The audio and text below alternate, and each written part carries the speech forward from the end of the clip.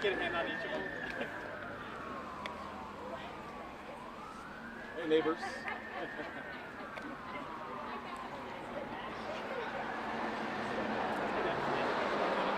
Thank you. Hard work. All right, well, good morning, everybody. Since the very first day that I took office as mayor, I've been committed to reducing reckless driving, and I've directed city departments to work together, to work collaboratively in order to make streets safer in our city too. Today, we're focusing on engineering, part of a multi-pronged approach my administration has been using to address the issue of reckless driving. Engineering, education, and enforcement, they're all a part of the mix.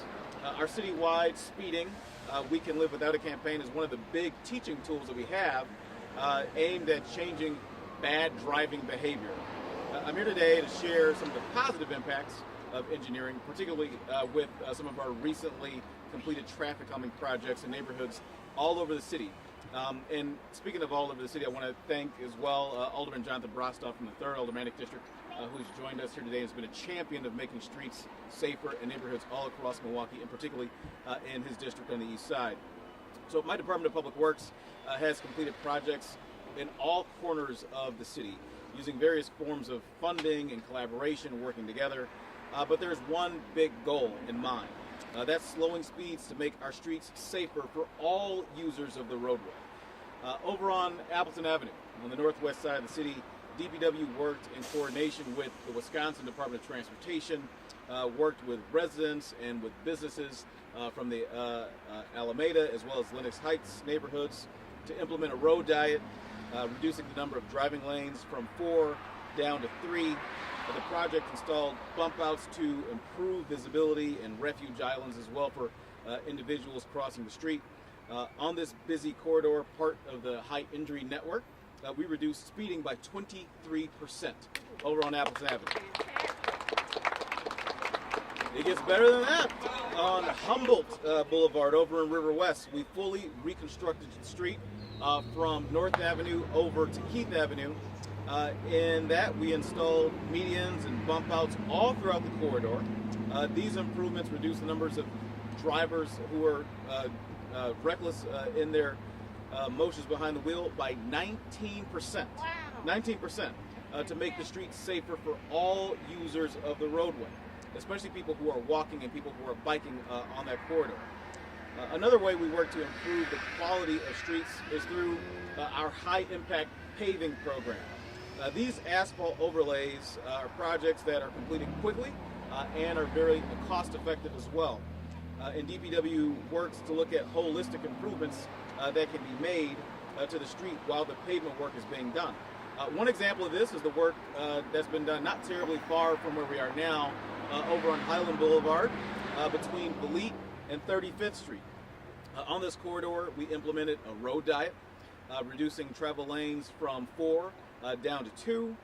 We used the additional space on the street to install actual protected bike lanes and transit improvements in both directions of the road.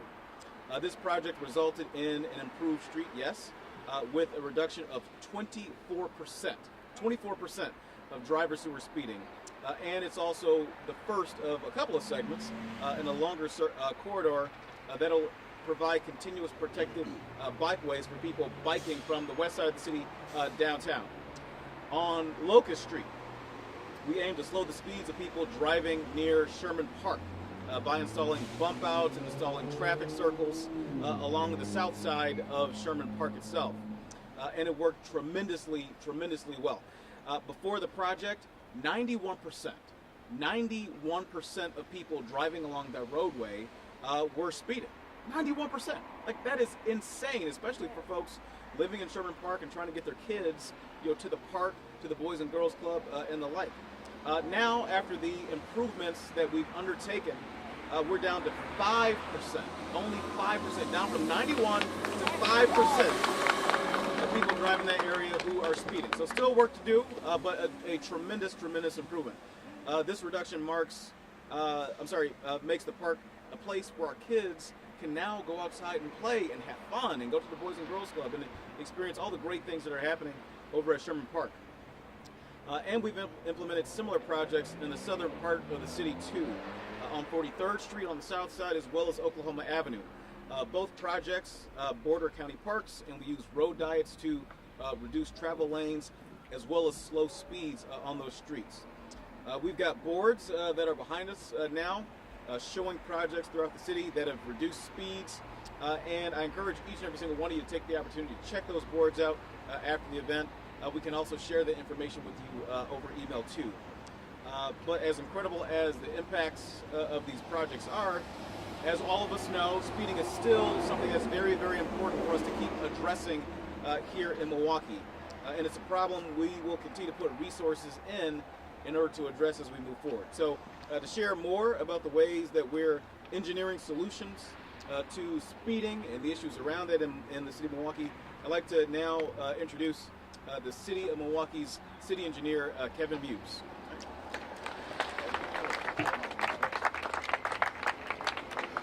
Thank you, Mayor Johnson, and thank you for your leadership on this issue, which has enabled and empowered DPW to be bold and aggressive in working to solve it. Again, as the Mayor said, I'm Kevin Muse. I'm the City Engineer for the City of Milwaukee. As the Mayor just shared, the Department of Public Works is diligent in our efforts to decrease speeds and increase safety on our streets. And we actively look for opportunities for traffic calming in every project that we can. We have a bird's eye view of all the streets in the city and often hear from residents about problems on streets near their homes or near businesses that they are personally affected by every day. These requests have led us to reimagine our long-standing neighborhood traffic management program into our new and expanded community-led traffic calming program. The refined community-led traffic calming program that we are launching today is designed to empower those residents with the tools to implement traffic calming on neighborhood streets. It's an expansion of the neighborhood traffic management program, and this new program allows for the request of 7 traffic calming elements. Speed humps, which has been the traditional bread and butter of the neighborhood traffic management program, but also now speed tables, traffic circles, curb extensions, chicanes, neck downs, and pedestrian refuge islands. As the Mayor mentioned, these measures are being used in DPW projects throughout the city, and this program gives residents and businesses the tools to assess and address traffic-related concerns on nearby streets using an expanded set of traffic calming measures. Measures installed through the community-led traffic calming program are partially paid for via cost share with the property owners. To help residents and businesses understand how a traffic calming measure may or may not address a concern and build support for a project, DPW also offers a traffic calming lending library that provides materials for residents to temporarily try certain traffic calming measures before committing to paying for their construction. Both the community-led traffic calming program and the traffic calming lending library are expansions of previous DPW programs and are designed to provide concerned and engaged residents and businesses with the tools to take action to make their streets safer. Information on both programs can be found at milwaukee.gov/CLTC. We're very excited to see the results of some of our traffic calming projects that the Mayor referenced and summarized, and expect to see similar improvements on other projects as we continue to make strides in building safer streets that better serve people walking, biking, taking transit, and driving. Later this year, projects on Van Buren Street, Howard Avenue, Hampton Avenue, and several others throughout the city will be complete, and we'll continue to collect speed data to analyze their effectiveness. I also wanted to highlight that speeding data is just one of the ways that we measure the impact of traffic calming projects across the city. Projects are often unique in terms of what's used and what issues we're trying to address. For example, on North Avenue, where we installed paint and post bump outs, we wanted to make it safer for people crossing the street in the uptown commercial corridor. There, we measured the impact by collecting data about how often drivers yielded to pedestrians trying to cross the street. We see that drivers are now almost 2.5 times more likely to yield to pedestrians across the street after our intervention. Another example of the different ways that we measure impacts and success with traffic calming projects is also the reason we're speaking here at this location, at the corner of Highland Boulevard and 27th Street, at the site of a recently completed traffic calming project that I'm standing on top of. The City of Milwaukee partnered with Luna, Near West Side Partners, and 16th Street Community Health Centers to install 2 street mural projects in newly closed right turn slip lanes one at the intersection of Lapham Boulevard and Cesar Chavez Drive, and one at the intersection we're at here on Highland and 27th. These slip lane murals were supported by a grant from Bloomberg Philanthropies through their Asphalt Art Initiative, and we're proactively closing dangerous slip lanes like these throughout the city. This grant allowed us to, in addition to close the slip lane, beautify the street at the same time. Slip lanes like this allow for high-speed turning movements, which expose people trying to cross the street to greater speeds and more time exposed to motor vehicle traffic, which makes everything more dangerous. This simple closure can have a huge impact on pedestrian safety and improve neighborhood vitality. Right here on Highland Boulevard, the average speed of drivers turning right onto 27th Street decreased by 3 miles per hour after the slip lane was closed, a 14% decrease. And at the intersection of Cesar Chavez and Lapham, the crossing time for people walking across the street was reduced by 8 seconds and 26 feet after the slip lane was closed. Luna LLC's co-founder, Katie Avila Lochmiller, is here today to tell us more about this most recent slip lane mural project and process. Thank you, Kevin and Mayor, and to all of you for coming out this afternoon to celebrate this project, but all the traffic calming projects that are happening across the city. This project in particular that you're standing on, and the one on Chavez and Lapham, brought together artists and community members, and it not only beautifies our streets, but makes them a little safer, which is very exciting. As Kevin mentioned, my name is Katie Avila Lochmiller, and I am an artist, but also the creative director for Luna. If you're not familiar with Luna, we started as a collective in 2017 to ensure that Latinx artists were not ignored. Since then, we have grown into a business that supports all artists of color to diversify who gets opportunities. The work you see here was designed by Phoenix S. Brown with the input of ideas from students just down the street at Milwaukee High School of the Arts. And what I'm calling its sister mural on Chavez and Lapham was designed by Irma Roman with the input from students from UMOS and Milwaukee Christian Center and Kosciuszko Community Center. It brings me a lot of excitement to say that these street murals are the largest that Phoenix and Irma have worked, and it's their very first murals. I also want to shout out the rest of the artist team who assisted in making these murals come to life. Nati Rodriguez, CJ Joseph, Yesenia Corona, and truly these murals would not be possible without many community volunteers who were secured by our incredible partners, 16th Street Community Health Center and Near West Side Partners. And I'd like to shout out specifically Anne-Marie Gunn, Barb Scotty, and Yessi Perez, who all worked tirelessly.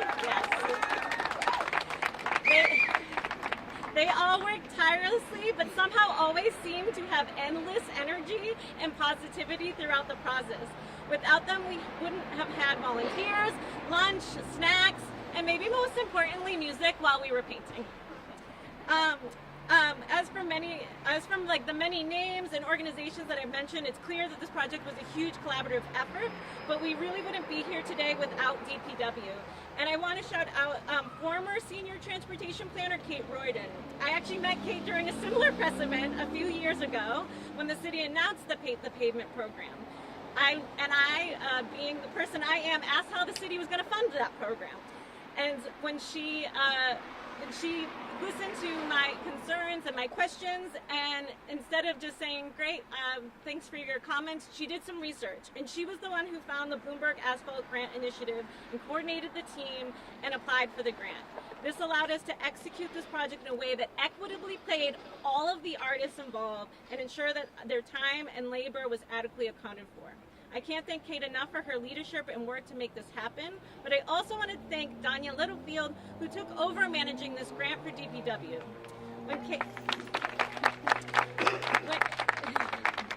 When Kate moved on to a new opportunity, Danya had big shoes to fill, but she did so seamlessly.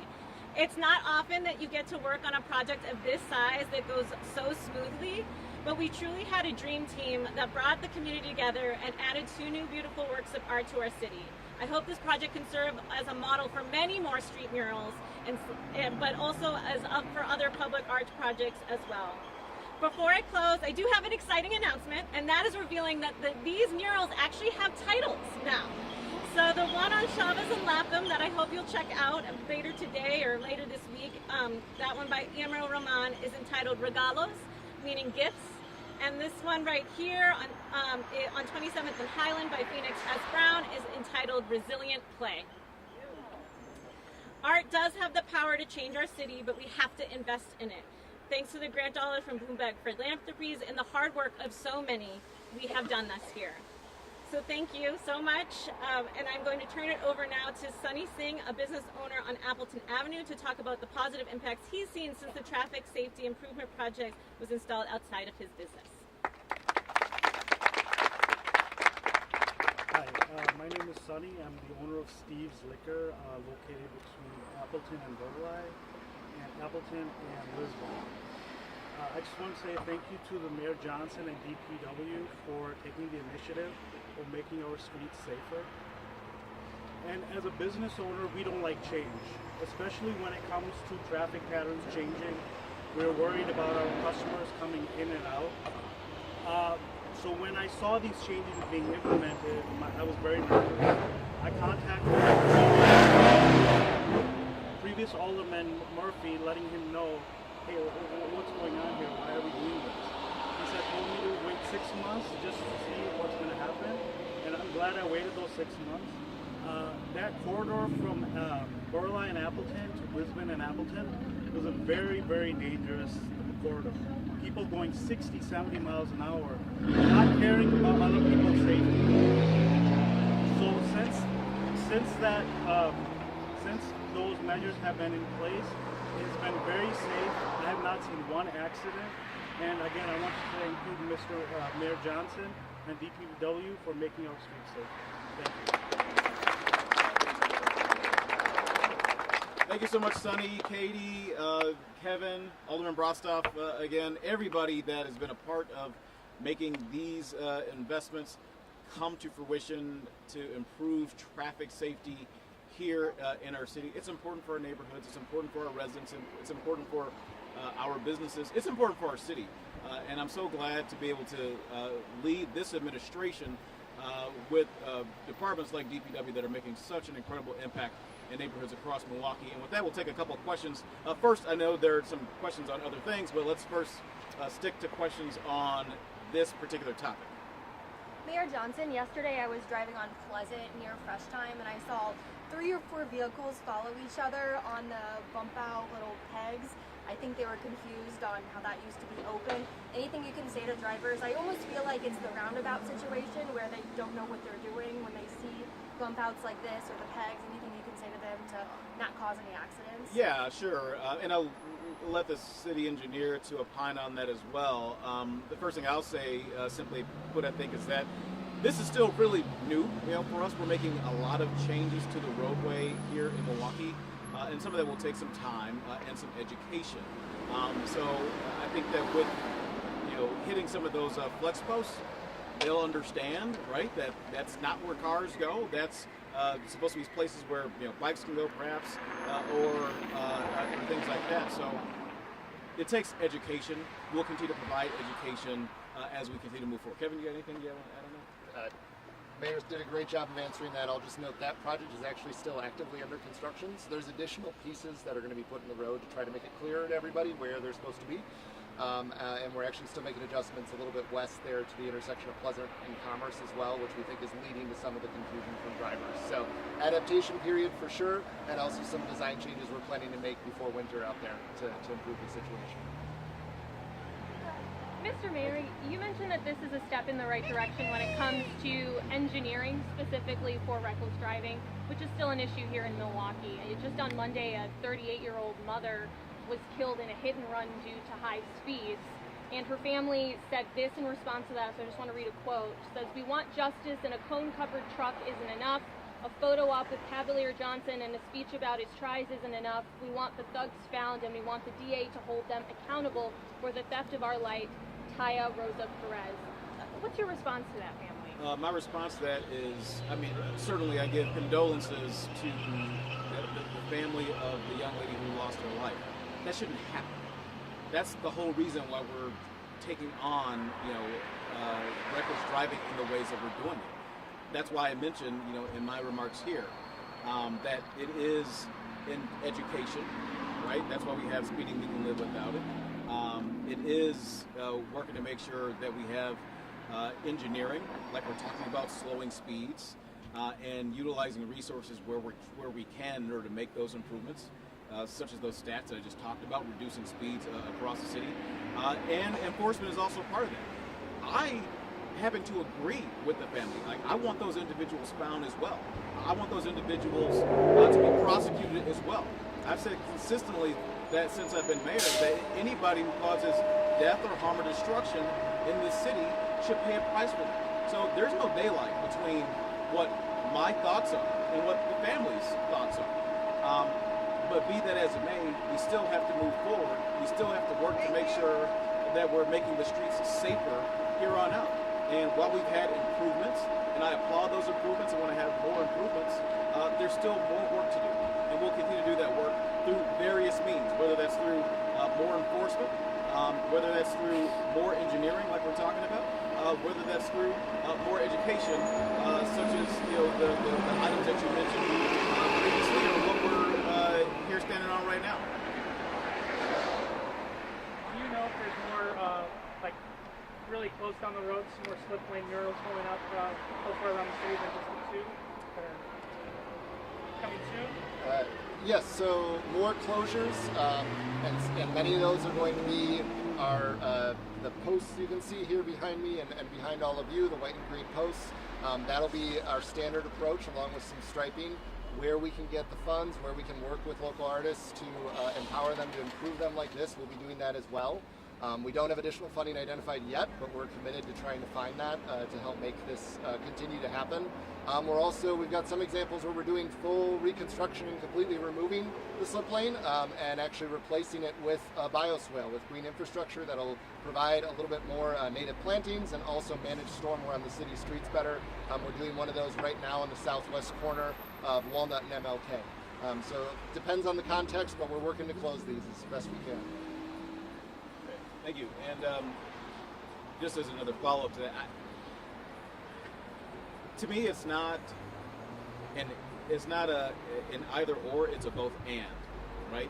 So we've got to do all these things to address the issue of reckless driving. Yes, we've got to enforce, and I want the police to go out, and I know they're already out investigating and looking for those individuals. I want them to enforce, and I want those folks to be brought to justice. We also have to make sure that there is engineering that happens that stops people from driving recklessly in the first place. And if we can reach other folks with education or art, then we should do that too. We should do all the things that we possibly can in order to positively address the issue of reckless driving in Milwaukee, and that's exactly what we're doing. But let it not be confused that whether it's engineering or whether it's education, while I support those things, I also really, really support enforcement and holding people accountable too. I want that to happen. One more question for you, Mayor. Less than an hour ago, College Court residents announced that they're suing Hackham for... I just want to make sure there's no other questions on this before we move on to other points. None? All right. Shoot. Less than an hour ago, College Court residents announced that they're suing Hackham for uninhabitable living conditions, and they say Hackham and its leadership failed to fix certain issues like bed bugs and rat infestation. So what's your response to that? My response to that is this, that I understand that there's the lawsuit that's there. We'll let that system play itself out, that process play itself out in court. I can tell you from my perspective, I mean, we've worked with individuals, with organizations, with residents that wanted to have more enforcement from the city. When we found that we had the ability to have the Department of Neighborhood Services to go in and to inspect units, I said, yes, let's use my executive authority, and that's exactly what we did and allowed for that to happen. We've supported the Housing Authority in a number of other ways. Chief among them right now is my responsibility as mayor, statutorily. I've got to make appointments to the Housing Authority Board to have proper oversight of that agency. I have made appointments to the Housing Authority Board. I have done it. That's my statutory obligation. Now, those qualified individuals are sitting over at the Common Council. So my ask right now, in order to move this forward, to find solutions, and that's what we want to be, solution-oriented, My ask is for the Common Council to take up my appointees and confirm them so that we can move forward with issues at the housing authority.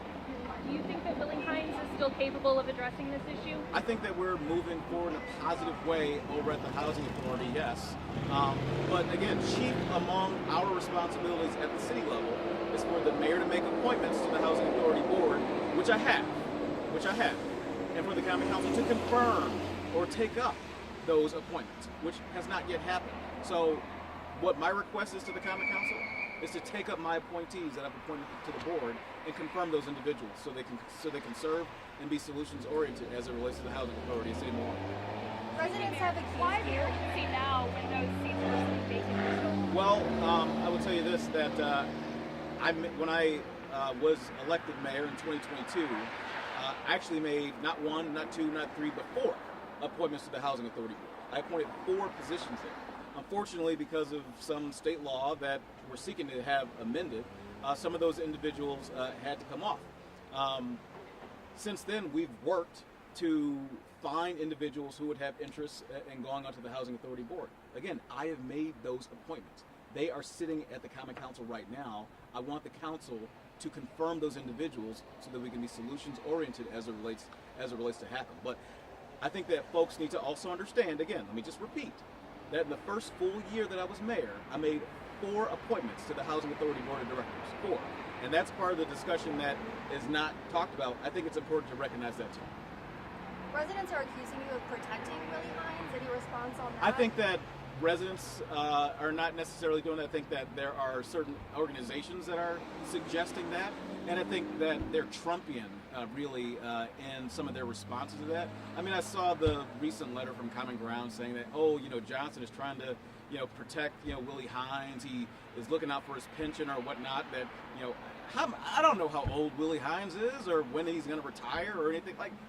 That is silly, and I think it's Trumpian, just throwing things at the wall, no matter if they're true or not, just to see what sticks. That, unfortunately, is just not true. It's just not true. School starting next week. Obviously, you worked hard to get a deal with the state legislature for sales tax, and part of that was, of course, to have school resource officers in MPS classrooms. That hasn't happened. It doesn't sound like it's imminent. Where do you stand on that? Do you think that MPS should hold up their part of this? I absolutely think that MPS should hold up their end of the bargain on this. Look, before I was even elected mayor, when I was still a member of the Milwaukee Common Council, I said that I thought that the school board went a little too far with terminating the relationship that it had with Milwaukee police, especially considering the fact that in my old aldermanic district, the 2nd district on the northwest side, I personally lived right around the corner from Marshall High School. I could see Marshall High School from my house. And I would talk to my constituents, the folks who live on the other side of the block from me, and they would tell me these stories about, people getting on the sidewalk, mounting the curb, and driving recklessly on the school grounds, even driving towards kids. I would rather, and I think that constituents would rather, that the police are there. And they can easily be accessible for the schools to address things when they're likely to pop up. Usually that's sometime after school. So I said that they went too far years ago before I was even elected mayor. I continue to believe that now. The city has done tremendous work. I mean, as you mentioned in our dealings in Madison and since then, in order to make sure we're in a position to do this, yes, I want MPS to do its part to make sure that those officers are in place. Is there anything you can do to twist their arm? Well, I mean, they've had a lot of changes over at Milwaukee Public Schools, and more changes that'll come. I mean, I continue to have conversations with Milwaukee Public Schools, and they know that I'm interested in seeing this happen. And I think, by the way, it's not just me; it's